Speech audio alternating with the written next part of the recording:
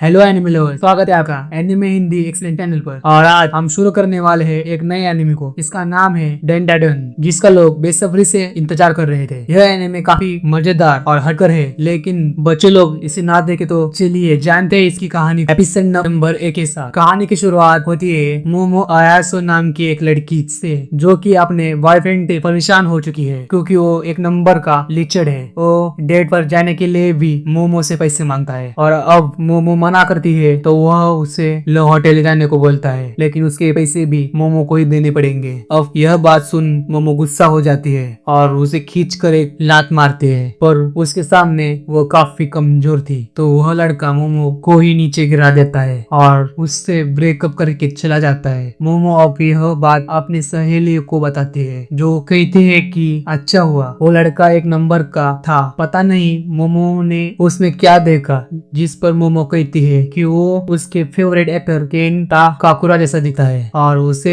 हटे कटे मर टाइप लड़के ही पसंद आते हैं। जिस पर उसकी फ्रेंड कहती है कि इस तरह के लड़के तो अब दिखना ही बंद हो गए हैं। मोमो अब काफी उदास थी और सोच रही थी कि पता नहीं कब उसे केंटा काकुरा जैसा मर्द मिलेगा। तभी उसकी नजर एक क्लास में जाती है जहाँ के लड़के एक लड़के को परेशान कर रहे थे और उस पे कागज फेंक रहे थे और वो बस अपनी मैगजीन पढ़ रहा था। मोमो को यह देख अच्छा नहीं लगा। वह उस लड़के की बेंच पर जाकर बैठ जाती है और बाकी लड़कों को घूरने लगती है, जिससे वो लोग कागज फेंकना बंद कर देते हैं। मोमो अब उठकर वापस क्लास के बाहर आ जाती है और सोचते है कि वो अपना गुस्सा किस पर निकाले। तभी वह चश्मिश लड़का मोमो के पास आता है। उसे लग रहा था कि मोमो उसे लाइक करती है, इसलिए वो उसके पास आकर बैठी थी। मोमो बोलती है कि शायद तुम्हें कोई गलतफहमी हो गई है और मोमो को उसमें जरा सा भी इंटरेस्ट नहीं है। लेकिन फिर वो लड़का मोमो को अपनी मैगजीन के बारे में बताने लगता है कि कैसे यूएफओ और एलियंस सच में होते हैं, लेकिन सरकार इस बारे में कुछ नहीं बताती। लेकिन ऐसे कई सारे सबूत हैं जिनमें यूएफओ को देखा गया है। मोमो बोलती है कि उसे नहीं लगा कि यूएफओ और एलियंस होते हैं, नहीं उसे इनके बारे में कुछ जानना है। इतना कहकर मोमो जाने लगती है, लेकिन फिर भी वो लड़का मोमो के सामने एलियंस के बारे में बड़बड़ करने लगता है। अब मोमो गुस्सा हो जाती है और कहते हैं कि अपनी बकवास बंद करो, शायद इसीलिए तुम्हारा कोई दोस्त नहीं है और ना ही कभी होगा। यह सुन के उस लड़के को बहुत बुरा लगता है और उसके हाथ से मैगजीन गिर जाती है। मोमो को तुरंत ही एहसास होता है कि शायद उसने कुछ ज्यादा ही बोल दिया है। वो उसकी मैगजीन उठाते हुए उसी लड़के को सॉरी बोलती है और कहते हैं कि उसे नहीं लगता कि एलियंस होते हैं, पर वो मानती है कि भूत सच में होते हैं। यह सुन वो लड़का हंसने लगता है कि भूत जैसी कोई चीज नहीं होती है, पागल हो क्या। यह सुन मोमो उस पर बहुत भड़क जाती है।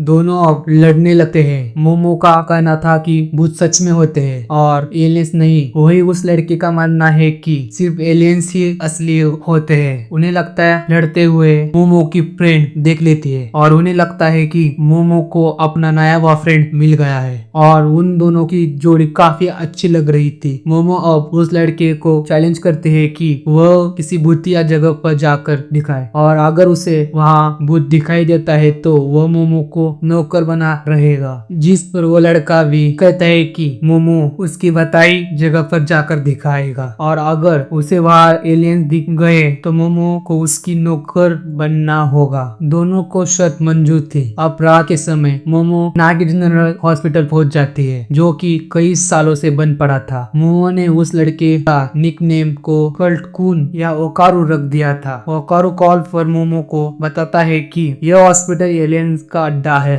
माना जाता है अगर वह इसकी छत पर जाएगी तो एलियन जरूर उसे किडनैप कर लेंगे और उसकी बॉडी के साथ एक्सपेरिमेंट करेंगे। मोमो पूछते हैं कि उसका आज तक किडनैप हुआ कि नहीं, जिस पर वो ओकुन बोलता है कि हुआ होगा और शायद एलियंस ने उसकी मेमोरी को मिटा दी होगी। ओकारू की बातों को मोमो को साफ पता चल रहा था कि उसने खुद आज तक कोई एलियंस या यूएफओ नहीं देखा। खैर ओकारू भी मोमो की बताई जगह पर पहुंच गया था, जो कि एक पुरानी टनल है। मोमो कहते हैं कि यह टनल बहुत ज्यादा भूतिया है, ऐसे उसने ऑनलाइन पढ़ा था। ओकारू बोलता है कि वह इस टनल में जाकर साबित कर देगा कि भूत जैसी कोई चीज नहीं होती, लेकिन फिर भी उसे डर लग रहा था और वह गाना गाते हुए अंदर जाने लगता है और ओकारू को भी पता चलता है कि मोमो ने खुद भी कभी भूत नहीं देखे।